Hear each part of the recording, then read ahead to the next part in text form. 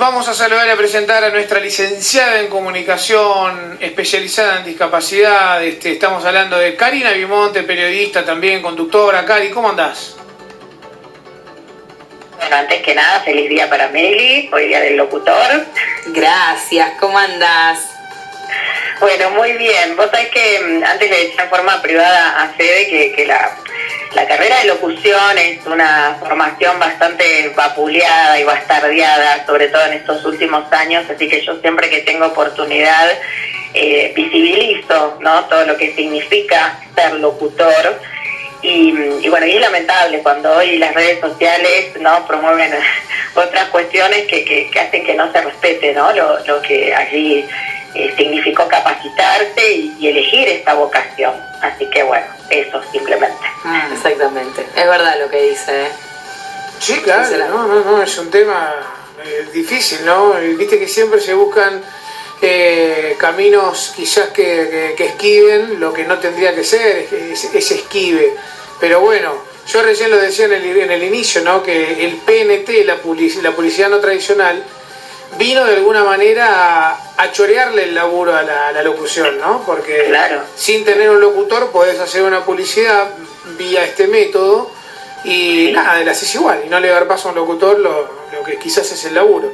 Exacto, bueno, y ni hablar de las páginas de las redes sociales con todos los influencers, ¿no? Permanentemente, ni hablar.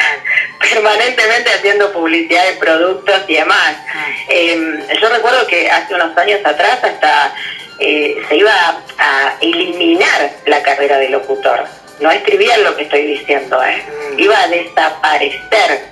Después, bueno, se generaron una serie de comunicados y de juntada de firmas, y esto hizo que sea una carrera que por supuesto que siga permaneciendo, pero a este punto se había llegado, ¿no? Igual te digo algo, no desapareció, pero ahora con la inteligencia artificial están sacando todas voces y hay muchos que están dedicándose a crear voces para no pagarle un locutor, entonces es como que también es todo un tema ahora, hay mucha movida porque de hecho se había hecho una publicidad donde contaban que eso estaba hecho por inteligencia artificial, como si fuese algo súper tecnológico, que no se dan cuenta que están dejando sin trabajo un montón de personas, no solamente locutores, sino editores, operadores, digo, detrás de una publicidad hay un montón de gente trabajando más allá de que uno ponga la voz, entonces es como que a través de la inteligencia artificial se va a ir perdiendo un montón de cosas, me parece, y es una lástima también, porque está bueno que la tecnología avance, pero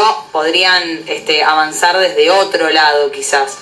Cari. Sí, bueno, eso también, ¿no? Como esto de la tecnología viene a suplantar al hombre en un montón de actividades. Y yo pensaba, ¿no? El otro día incluso leía un informe que tenía que ver con los locutores, bastante enojados cuando ya de manera oficial se utilizan para ciertos productos en su difusión la voz, no de un locutor, ¿no? Entonces digo, ¿hasta dónde? ¿Cuál es el límite, no? Pero bueno, yo igualmente creo que y más allá de todo lo que se puede avanzar, uno puede darse cuenta cuando algo está hecho por un profesional, por un no profesional, por inteligencia artificial, por un locutor. Creo que la escucha, bueno, esto no se puede modificar. Ni hablar.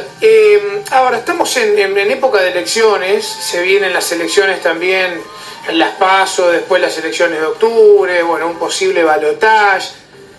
Algunos preguntan y algunos dicen, quizás no sé si te ha tocado y te ha pasado, de que te pregunten si las personas con discapacidad votan. Es una pregunta hasta rara, ¿no? Pero ¿la suelen hacer? Sí, por supuesto. Sobre todo cuando hablamos de no solamente de discapacidad motriz, ¿no?, o quizás discapacidad visual, sino cuando hablamos, por ejemplo, de una discapacidad más severa, ¿no? Ciertas secuelas de parálisis cerebral, discapacidad intelectual, síndrome de Down, autismo, ahí es donde entra la duda. Es decir, bueno, pero estas personas tienen este derecho, están capacitadas para poder elegir. La pregunta tiene una respuesta y es sí, porque el voto es un derecho y es una obligación. Entonces, más allá de cualquier condición de discapacidad que ahí aparezca, hay una Convención Internacional de los Derechos de las Personas con Discapacidad, en el artículo 29 lo establece, que es la participación en la vida política de las personas con discapacidad. Y siempre que uno dice, bueno, sí, tienen este derecho, claro, aparece el no cumplimiento, ¿no? Por todo lo que en más de una oportunidad hemos dicho. ¿El contexto está preparado para que pueda votar una persona con discapacidad? ¿Qué pasa cuando hay mucho desconocimiento por parte del presidente de mesa, quienes están ahí, e ingresa alguien con alguna cuestión y ellos no saben cómo interactuar, ¿no? Ahí es donde aparece el problema.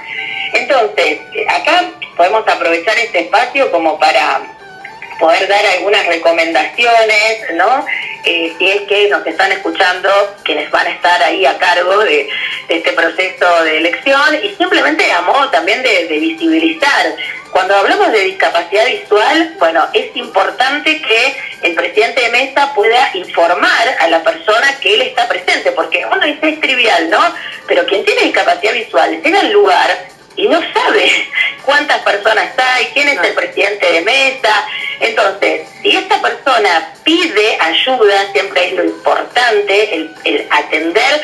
Si esta persona requiere ayuda, hay personas con discapacidad visual que lo hemos dicho, se manejan totalmente de manera independiente, pero si necesita ayuda, bueno, se le pregunta si requiere para el hecho de poder transitar, si hay escaleras, si se encuentra otros obstáculos, y se le tiene que ofrecer el sobre y el cuarto oscuro accesible. Que acá es una cuestión, ¿no? Porque uno dice, bueno, ya todos entramos al cuarto oscuro, pero ¿qué es el cuarto oscuro accesible? Entonces, dijimos, primero informarles de la presencia del presidente de mesa, esta función que está ocupando en el proceso eleccionario, después preguntarle si necesita asistencia para poder orientarlo, para que se pueda acercar de manera física. Sí, bueno, en caso de que esta persona quiera tener ayuda, bueno, acuérdense que no hay que tomarlo del brazo, hay que ofrecerle el hombro o el antebrazo para que pueda apoyarse. Y si opta por votar en esta mesa, bueno, lo puede hacer con asistencia. O sea, hay que describirle verbalmente la ubicación de las boletas, cuál está adelante, cuál está detrás, cuál está a la derecha, cuál está a la izquierda, y no hay que irse, por supuesto, y dejarlo solo en el cuarto oscuro sin advertirle, ¿no?, que uno se va a retirar. Pero esta es... Pregunta. Sí. ¿Puede pedir de ingresar con un acompañante, sea familiar, amigo, vecino? Sí, eso también, ¿no? Bueno, pero bueno, quizá no necesita que alguien de ahí de la mesa lo acompañe, porque tal vez tiene más confianza con la persona que va, ¿no? claro, Sí, te claro. permiten. Pero bueno, estamos hablando de por ahí si es una persona que en su cuestión cotidiana se maneja totalmente independiente, Claro. ¿no? Entonces, bueno, va hasta este lugar para ejercer su derecho a votar y se encuentra con que, bueno, no tiene la posibilidad de que alguien esté diciéndole cuáles son las boletas, en qué orden. Bueno, eso es importante cuando hablamos de personas con discapacidad visual. Lo mismo, bueno, le decía Meli, cuando hay personas con discapacidad intelectual, con síndrome de Down, siempre nosotros recomendamos días previos a lo que va a ser el proceso eleccionario, ir comentándole, que uno dice, ¿pero qué? ¿A una persona con síndrome de Down? Sí, a una persona con síndrome de Down, explicándole en lo que se llama lectura fácil, lenguaje fácil, ¿no? Todo lo que va a explicar esta votación, quiénes son los candidatos, y quien tiene discapacidad intelectual también tiene derecho a votar, ¿sí? Entonces, cuando generalmente sí llegan con algún acompañante, quien es el presidente de mesa, tiene que dirigirse a este joven, que supongamos, ¿no?, si es un joven con síndrome de Down, dirigirse a este joven. Si no le entiende lo que le está contestando, le vuelve a preguntar, o sea, siempre con un trato cordial, respetuoso, y lo mismo, ¿no? Puede ingresar con algún acompañante que lo pueda estar asistiendo en lo que es la garantía de su voto de su elección. Sí. Con esto que estás diciendo me dejas una pregunta que es inminente que te haga, ¿no? Y digo, tal vez esto no me lo puedas responder vos porque no tenés la información exacta, pero te la traslado. Para todos los integrantes de una mesa en una elección, ya sea presidente y todas las demás autoridades, ¿se les da un protocolo en el que se le especifica todo esto que vos estás contando? Vamos a suponer que sí. Claro, ¿no? Por eso digo, es una pregunta muy amplia, ¿no? Porque digo, capaz que hacen lo que pueden, ¿no? Cuando va un votante con alguna hay discapacidad. mucha gente que no sabe cómo Exacto. manejarse, sí, por supuesto. Capaz que no tienen un protocolo, una bajada donde dicen, che, miren, esto es lo que tienen que hacer ante cualquier persona que padezca estos síntomas.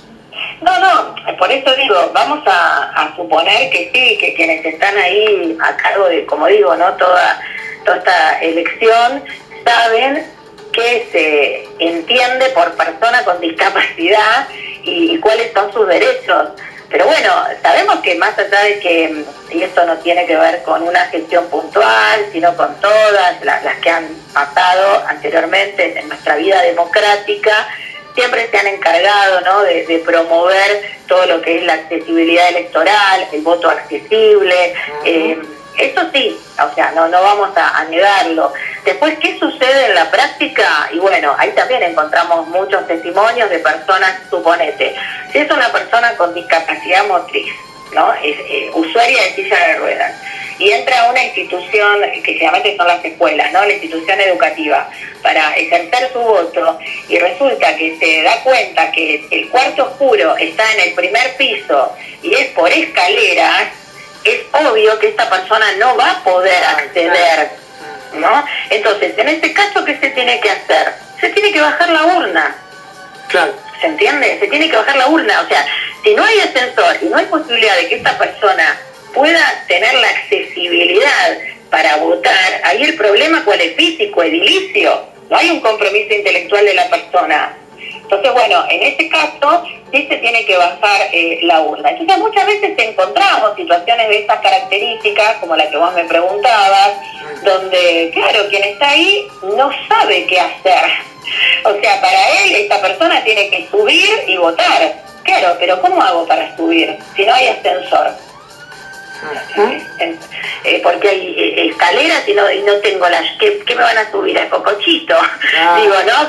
Con toda la falta de respeto y el no respeto precisamente a la dignidad de esta persona. Ahora, Entonces, otra bueno, pregunta. sí. ¿Están obligadas a votar las personas que tienen alguna discapacidad? Por ejemplo, que tengan un CUD, un certificado único de discapacidad. A ver, Fede, están obligadas como todas, o sea, como todas las personas. ¿Sabés por qué te digo? Porque estoy leyendo acá esto, y la verdad que me llamó la atención. Dice, el Código Nacional Electoral mantiene la exclusión del padrón electoral de los derechos de mentes declarados tales en juicio, artículo 3, inciso A, e inhabilita a las personas con discapacidad psicoemocional a ejercer el derecho al voto. Esto es acá en Argentina. Claro, bueno, personas que no están, digamos, entre comillas, un sano juicio, ¿no? Si hay una discapacidad mental severa y la persona no puede comprender, ¿no?, cuál es este contexto, qué significa una elección. Pero cuando hablamos de personas con discapacidad intelectual, como dije antes, o personas con síndrome de Down, que es lo que a veces sorprende, ¿no? Sí, por supuesto que están en condiciones de poder votar, ¿no? Porque por ahí no sorprende tanto cuando hay personas con discapacidad visual o personas con discapacidad motriz ejerciendo este derecho. Llama más la atención cuando vemos que ese día se publican fotos de personas con la condición de autismo, con la condición de síndrome de Down votando. ¿Se entiende? Sí, sí. Pero bueno, el otro día hubo un caso, bueno, por ahí lo traemos a colación, el caso de la hija de Luis Juez, ¿no? Sí. Totalmente. Claro, tiene una discapacidad física severa. Entonces ahí como que empieza todo este debate. No, claro, pero es un derecho, esa también podía ir a votar. Digo, comprendió lo que estaba votando, que ahí sí hubo O sea, ayuda. las críticas fueron hacia con Luis Juez porque llevaba a la hija a votar. Claro. Porque exacto. claro, porque la gente decía, bueno, la lleva porque va a ir a votar lo que Sí, lo que el padre lo que el padre le ¿no? diga. Entonces eso fue el tema. No se lo agarraron con la hija, pero también me parece que son comentarios que no están no buenos. suman para Entonces, nada. exactamente. No, y además que aunque la Porque hija a vos te no puede tuviera gustar, ninguna discapacidad, a vos te no puede para el gustar padre, seguramente, Luis no. Juez o no te puede gustar Luis Juez o lo que sea, pero me parece que ya hablar, y aparte de Luis Juez salió a contestar con su hija y con su esposa y a contarle que milagro, que él está orgulloso de tener una hija así y que tiene el mismo derecho que tenemos todos nosotros. Me Pensá lo parece siguiente, la hija, si no tuviera ninguna condición así como la señal. no sería noticia. No, digo, ¿no lo votaría igual al padre? Obvio, a ver, es como no. Nancy Pasos y Diego Santilli, justamente Claro. ayer estuvo Nancy Pasos en un Duro de Domar y contaba Qué pavada. que los hijos van a votar, porque decían, padre. ¿qué opinas? ¿A quién Y van a no, van a votar? votar al padre, yo me Claro. reservo la opinión, dijo Nancy Claro. Pasos. Pero ellos van a votar al padre, entonces, ¿y qué? ¿Y por qué no se habla de eso? ¿Cómo nos gusta el quilombo, no, ¿Entendés? Cari? Sí, sobre todo porque, bueno, acá siempre se atraviesan cuestiones que tienen que ver netamente con lo político y no con una situación de una persona con discapacidad que estaba yendo a votar, ¿no? Creo que muchos también tildaron, bueno, está haciendo un show, ¿no? Esto de también dar lástima, que cómo está llevando a la hija en estas condiciones. Bueno, se escuchó un montón de opiniones, no todas válidas, como siempre decimos, pero cada una desde su lugar, ¿no? Y también atravesada por toda una cuestión política. Yo lo que quiero destacar, sea Luis Juez o quien sea, obviamente que tenía a su hija el derecho de ir a votar de manera asistida, como lo dijimos, que como vamos a remarcarlo, lo puede hacer solo, si es que tiene esta autonomía, que tiene esta independencia, o puede solicitar una asistencia a la autoridad de mesa o hacerlo con una persona de su confianza, ¿no? Eso es lo que hay que destacar. Después, bueno, este es un derecho y las opiniones van a seguir surgiendo siempre, ¿no? De decir, bueno, pero alguien con secuelas de parálisis cerebral, ¿hasta qué punto, no tiene esta capacidad de elección? Bueno, no sé, pero la cuestión es que acá es un derecho y nos estamos basando en la convención y no hay mucha más vuelta con esto, ¿no? Claro. Después lo mismo, si una persona ciega tiene un animal de asistencia, bueno, recordemos que tiene que ingresar con él, no solo al establecimiento, sino también al cuarto oscuro, sí, con el animalito, Claro. que no es la mascota, es el perro de asistencia que está entrenado precisamente para asistir a esta persona con discapacidad visual. Generalmente el cuarto oscuro accesible, como se lo llama, es el que está prácticamente en el ingreso. Sí. Se supone que tiene que estar así, que está con una señalización para que, bueno, las personas lo puedan identificar fácilmente, pero como te digo, o como les digo, en este caso las leyes están, el derecho existe. ¿Qué pasa después en la práctica, no? Con todo lo que después escuchamos como testimonio de las personas con discapacidad ese día. No, bueno, no, estaba la urna en el segundo piso y yo tenía bastones canadienses y no podía subir 2 pisos por escalera, por ejemplo, ¿no? Sí. Y el presidente de mesa no me acercaba a la urna. Bueno, ¿qué pasa también con las personas sordas, con las personas con discapacidad auditiva? Totalmente, eso es todo un tema. Escucha, si te parece, dejamos pendiente alguna charla para cuando ya estemos más cerca de las PASO, como para también que la gente vaya interiorizándose y vaya sabiendo de todo este tema de elecciones y la obligación que tiene, los derechos que tiene toda persona con o sin discapacidad a emitir el sufragio, bueno, como para también poder ir armando ahí un detalle de lo que tiene que ser, ¿no? De lo que tiene que pasar para todo el que quiera votar. Sí, perfecto, hay mucho más para compartir y sobre todo fíjate, ¿no? Qué paradoja, porque estamos diciendo la gran cantidad de personas con discapacidad que tienen el derecho a votar. La pregunta del millón es, ¿cuántos son los candidatos que hoy están a nivel federal e incluyen en su propuesta de campaña a la temática de la discapacidad? Creo que ninguno, pero bueno, lo dejamos para la próxima. Te mandamos un beso grande, Cari. Bueno, beso un abrazo grande, para ustedes. Cari. Lo mejor. Igualmente. Gracias, chau. Bueno, ahí hablábamos con Karina Bimonte, licenciada en Comunicación Social, especialista y especializada en discapacidad. Che, nos vamos antes de irnos el clima, rapidísimo.